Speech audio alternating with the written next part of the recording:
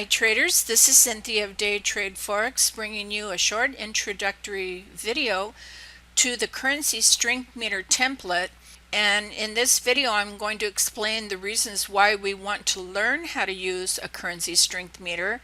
There could be no better way for you to learn how to trade currencies than to learn how to use a currency strength meter. And the reason is that most traders do not know how to pick and choose a currency pair to trade when they sit down and they're ready to start their trading session. It's difficult and time consuming because we have 28 possible pairs that we could look at, but we cannot have the patience or the time or the fortitude to flip through 28 charts looking for a tradable pair, and there just has to be an easier and better way.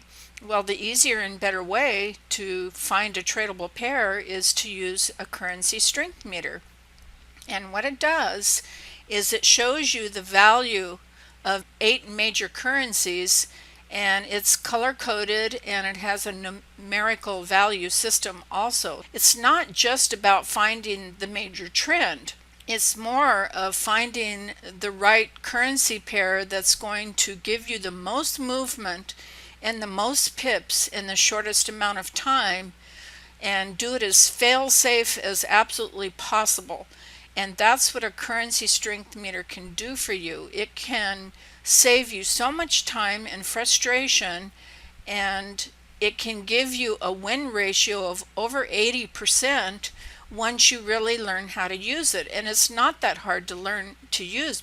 So I'm introducing you to my favorite currency strength meter. At a glance, I can see the New Zealand dollar is the weakest, the CAD is the strongest, and you're selling the weak currency and buying the strong currency. Thank you so much for watching. Thanks again.